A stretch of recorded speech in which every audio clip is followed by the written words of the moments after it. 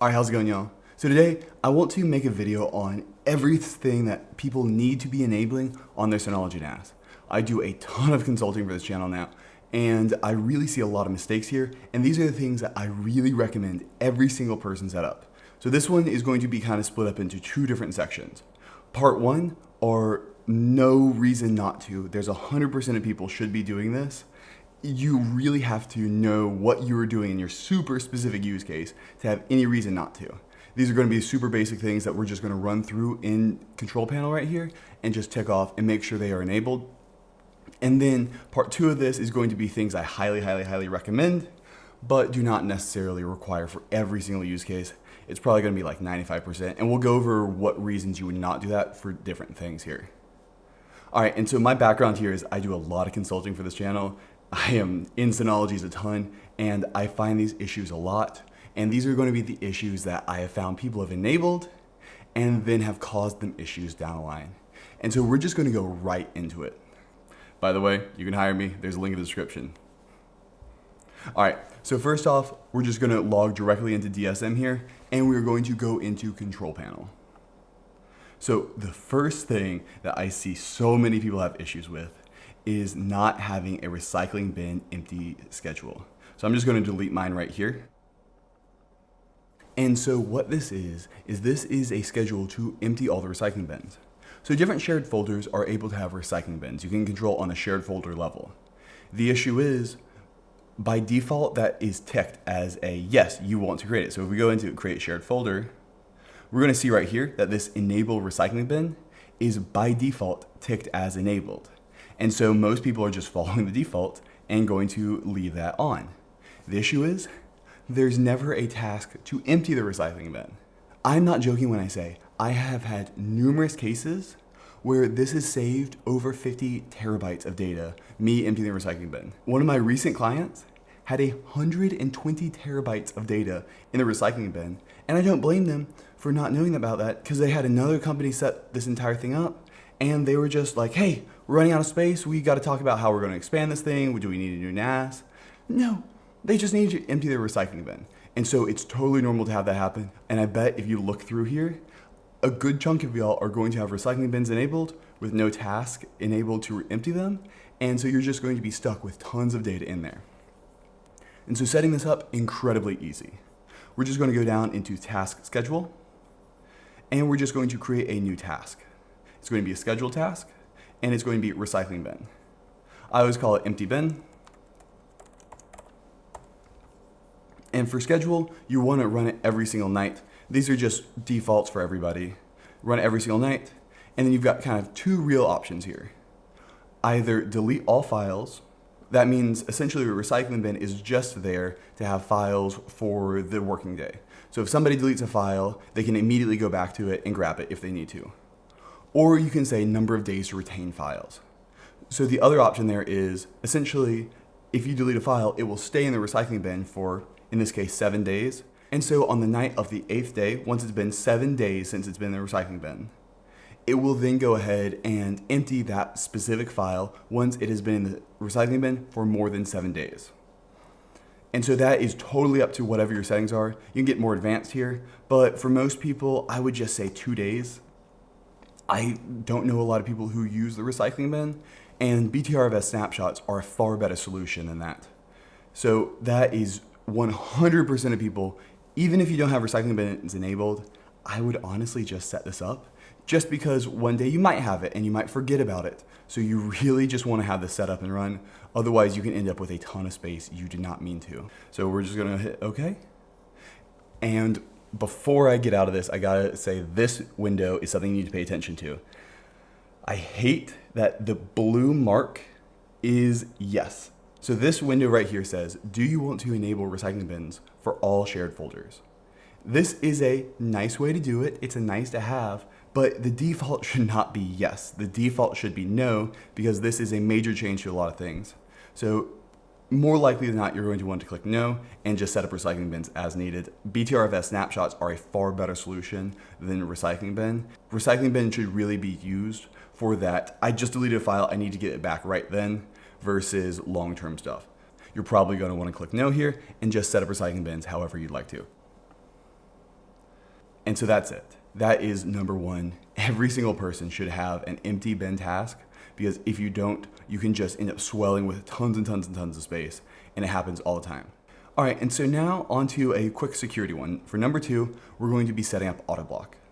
So we're going to go into the security tab right here, protection, and enable auto block.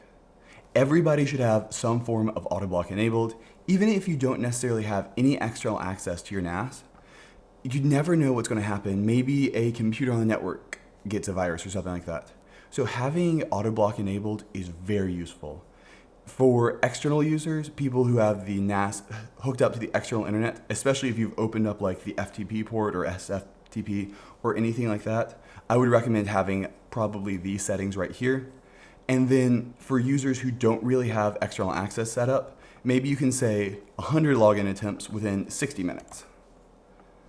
That way, if somebody's trying to brute force their way into your NAS, they're going to get blocked. But regular users who may have not logged into the NAS in a while and have totally forgotten their password or something won't necessarily get blocked immediately. Another thing you can do is just set up an auto block expiration after a day. That is totally up to you. In all reality, as long as you've got long passwords, it's probably fine. But if you're running a business with a lot of users specifically, you probably don't want that enabled, and you want to be able to unblock people as required. And so everybody needs some form of this. You really have to ask yourself who your users are and how likely they are to get really annoyed and not understand if they've been blocked, and how likely they are to forget their password. But default clean ones are probably, if they try 10 different times, that's a lot. And say 10 times within 5 minutes is pretty easy one. That is just an easy default that everybody should enable. Another thing you can do, if you are worried about people locally on the network getting blocked out, you can set up an allow list that will not block specific IP addresses. So one use case you can set up for this is if your computer has a specific IP address on the local network that it always grabs, you can add this to just say, okay, I know my computer is going to be fine. It's very unlikely to get a virus. And so I'm going to make sure I never get blocked out of an account. Obviously, if you need to, you can either just grab a new DHCP IP address or very easily do a quick restore on the NAS to get the block list flushed out. And so that is number two. You need some form of auto block for everybody. There's no reason not to enable this, just because brute forcing a password is pretty much the only way to get into a Synology NAS as an unauthorized user, unless they've stolen credentials or have somehow found a vulnerability within DSM. And so there's really not been that many situations where DSM has ever been at fault necessarily for a ransomware attack. In general, it is either a computer on the network who has credentials to the NAS gets a virus, or somebody leaves like the SMB port open to the internet and does not have auto block enabled. So definitely enable auto block. All right, and so that is number two. All right, and so number three is going to be actually disabling something that I've seen a lot of people enable just because it's entirely useless from a security perspective and it drives you crazy. So it's going to be under users and groups, advanced, and password expiration. So this is one case, I'm kind of skipping ahead here, where it's actually something that not everybody has to disable. I'd say 99% of people need to disable this if they've got enabled. It's not enabled by default, but I think some tutorial out there may say have a password expiration for more security. Security research has shown that having a password expiration does not really do anything at all for security. It is one of those things where if you've got that, people are just going to increment the last character, or they are going to start writing down passwords. They're going to make it a lot less safe than if you just give them a really strong password, if you make them use a strong password. And so the issue with password expiration is it's going to make your users a lot less likely to use the NAS. It's going to drive them crazy. And also, I've had numerous cases where somebody's not logged into the NAS in a long time, their passwords expired for their admin account, and now they have to do a soft reset on the NAS.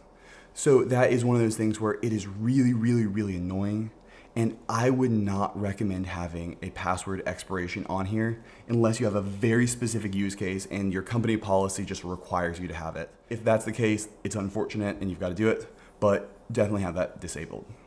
All right, and so now we are going to go onto our disks for a few things. So we are going to go into Storage Manager right here. Right now, my NAS, I ripped out a hard drive to use it in another place. This is just my test bench. So you can see it gets ripped and rebuilt quite often. It's just the test bench, I promise. So what we're going to set up here are two different things for number 4 and number 5. And so number 4 is going to be smart tests. Now by default, Synology does enable smart tests now, but if you've got a legacy NAS that has been upgraded, you might not have them enabled, and you really want to make sure these are enabled. So you're going to go into Task Schedule, and you should have a smart test. I would recommend every single person have a monthly smart test. So essentially go through Smart, Quick Test, all supported drives, schedule monthly. Easy enough. And then every 6 months, do an extended test. So an extended smart test. Extended smart tests do take a lot longer, but they are supposed to give a lot better results. And so we're just going to hit OK. And so essentially what this is going to do is we've got two different tasks here. One is going to do a smart test every single month, and that is a very quick test. And the other is going to do an extended test. This is an extended test that's only going to happen twice a year, but it's really going to look at every single sector on the drive and make sure everything's good. It can take quite a long time, so you may need to change the time that it's running. You can run it on the weekends when people are not there. And so it's just very useful to have those because they give you great data about the failing rate of a hard drive and can really tell you if a drive is about to fail and get you the ability to replace it before it ever actually starts throwing errors. All right, and so now that was number 4, and now on to number 5 is going to be doing a disk scrub of your pool.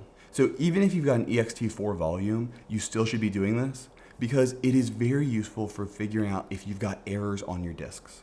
So we're going to go into Schedule Data Scrubbing, Enable Data Scrubbing. Unfortunately, I am not going to be able to on this pool because it is degraded, so there's nothing to scrub. So you would check Enable. Repeat every 3 months is generally what I recommend. And then you can even select a time frame to run the scrub. A scrub can be happened at the lowest priority and it's perfectly resumable. So what you can do is say, I'm only going to run it off peak hours. And as long as you give it a couple hours a week, it does not have to be that many hours a week that you need to do if you're only doing it every 3 months. It's probably going to finish. All it needs to really do is finish within 3 months. So just give it some sections of time where you know nobody's really using the NAS that much to run. And that way, if there is a bit rot found on your drive, it's either going to fix it itself if you've got BTRFS with the checksums enabled, or it's at least going to warn you and figure out and try its best to fix that. So there's a lot of stuff there. Really useful. You definitely want to have a scrub running because it is just a no-brainer. All right, and so now that was number 5. So now from now on, these are going to be things I highly recommend that will be true for 99.5% of users, but there are some real use cases. I'm going to try to explain those where you might not want to do this. And so that is going to start off with some basic settings over here. So I'm going to close out these windows and we're going to go back into Control Panel. And these are going to be just disabling some things for compatibility and just getting you running as soon as possible. So first off, we're going to go into File Services, and we're going to look at some SMB settings that you really want to make sure are not enabled. So under Advanced Settings, you really do not want to have SMB1 enabled because there is a security vulnerability to it. Specifically, there are a few use cases if you're using really old versions of Windows where you do need SMB v1 enabled, but you should not enable it unless you actually have that case. So what I would recommend everybody do is disable it, and if stuff starts breaking and you can't fix it, only then enable it. Just because it has vulnerabilities within it, I don't think they've ever been exploited on the Linux version of Samba, but they are there. So that is going to be making sure your minimum SMB protocol is at least SMB2. And so then we're going to go on to some advanced settings here, which is another one. You really want to make sure that NTLMv1 auth is disabled. So the one group of people here who might not be able to do this are Sonos users. Sonos uses NTLMv1 for authentication. So you do need to use that if you have a Sonos system. I hope they're fixing it. So if you're watching this in the future, I would recommend updating Sonos, seeing if you can uncheck that. And then if you do and Sonos still breaks, unfortunately have to turn on, From my understanding, it is not as bad as SMB v1, but it is still something that can be brute forced. So I would recommend disabling that unless you really need it. It's not going to absolutely destroy your security system, but it's not something I would recommend having if you don't need it. All right, and so now we're going to go into AFP. And so if possible, I would recommend disabling AFP. So macOS has deprecated AFP for a very long time, but in some cases, AFP is still the best option. There's a few operations that happen on macOS that happen way faster on AFP than they do with SMB. Specifically, when you have a ton of files in a directory that are all in the top level, AFP loads 10, 15 times faster. And so there are some cases to use AFP, but if at all possible, try to get your Macs onto SMB. If it works flawlessly for you, perfect. You don't have to worry about anything in the future. But if you can, just disable AFP, because eventually you're going to have to. There's a lot of talk of it being totally removed out of DSM. Apple has disabled it from Macs even hosting servers for it. And so it's going to be very soon where it is no longer going to be in macOS, and you're going to need to be moving over to SMB. And so the sooner you do that, the better. There are some issues in some cases if you've named files with special characters, but eventually you're going to have to bite that bullet. And so I would recommend doing it now rather than later, just to bite the bullet. Obviously take some time when you have the chance and do a little bit of testing, but I would really recommend disabling that. Now for a really quick dumb one, it is going to be make sure that this account, this admin quote unquote account, specifically the account named admin. A lot of people ask me questions about this, trying to disable all admin accounts. We're going to use administrator as the role that somebody has to be able to have root privilege over the NAS, basically total control over the NAS, as a separate term as admin. So admin, the account named admin, should be disabled. This is true for almost everybody, except in a couple of very specific cases where I'm like, okay, you're completely sequestered on your own network, you've got a strong password on the admin account. So I would really recommend disabling this if at all possible and migrating off, just because it is a vulnerability, especially if you've got remote access. If you've got remote access, I would say you definitely need to figure out how to get off the admin account. There are ways to be secure about it, because at the end of the day, even if they know the fact that the account name is admin, they still have to guess the password. And so that's a lot more characters to guess. But for almost everybody, disable the admin account and start migrating off and using their own accounts for everything like that. That is not to disable your administrator account. So you can see I'm logged in as Will Admin, and you can see I'm under the administrators group. That's separate. You want to disable the admin account right there. So now on to another really useful thing to have enabled, and that is going to be under power settings. And that is going to be power recovery. This is super useful. Essentially, if your power goes out, when the power comes back on, the NAS will boot back up. So I recommend most people actually have this, just because if you're traveling abroad and your power fluctuates at your house, you want your NAS to be able to boot back up, and now you have your data back, instead of being completely off there. The one case where you might not want to do this is if you have very, very, very common blackouts, and you don't want to have a case where the power comes on for like 2 seconds and then shuts back off, and it's constantly like half booting, because that can cause some system corruption possibly, especially during the boot sequence. And so that would be the only real case, is if that's a very common thing for you to happen, is to actually have power blackouts coming in and out. But other than that, power recovery, super nice, especially in the enterprise. You definitely want this because you don't want people not having access to the NAS. So now on to another one that's going to be a bit controversial in a sense, and that is going to be to sign in with your Synology account. So specifically, you want to sign into your Synology account, and I'm not paid for this. Synology's never paid me any money at all, but it is the easiest way to sign up for Active Insight, and for users, it's free. If you only have under like 5 NASs, it's free. And specifically, Active Insight gives you really easy email notifications. And so I would recommend signing in with your Synology account, even if you disable Quick Connect. If you're really privacy focused, you can totally disable this and you won't have any kind of stuff being sent to Synology.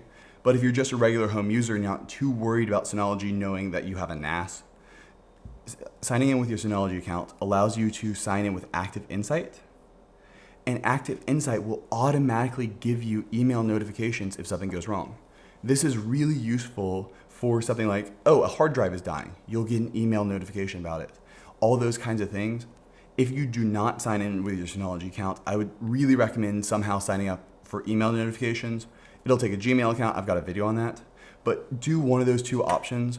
The reason I recommend using Synology Active Insight for this is because I've had issues with OAuth tokens sometimes just breaking with your Gmail account. And so it can lead to a case where you think you've got email notifications on, but then they just don't work. And so by having Active Insight, in my experience, it's just the easiest way to sign up a client to have email notifications. And email notifications are super, super, super useful. All right, so now these were like kind of the no-brainer, just general settings. The next piece is going to be just two really quick things. And I'm not going to spend a ton of time on them here because I've got incredibly dedicated videos on both of these topics. And that is going to be back up your data, number one. Set up a hyper backup job in some case to have some form of backup. It does not have to be backing up every single gigabyte on your NAS. No, most people, in my experience, 90% of their NAS is just clusters of videos that are really nice to have, but you know, if they lost them, it's not the end of the world. But then there's that 10% that may be a terabyte, maybe it's only 300 gigs, that is crucial for you to back up. Make sure you've got a task backing them up. RAID is not a backup. There are cases where your NAS can completely bork and the BTRFS volume can crash. It's pretty rare. I've seen it a couple times though. To be fair, I see people when they're at their worst, but it can happen.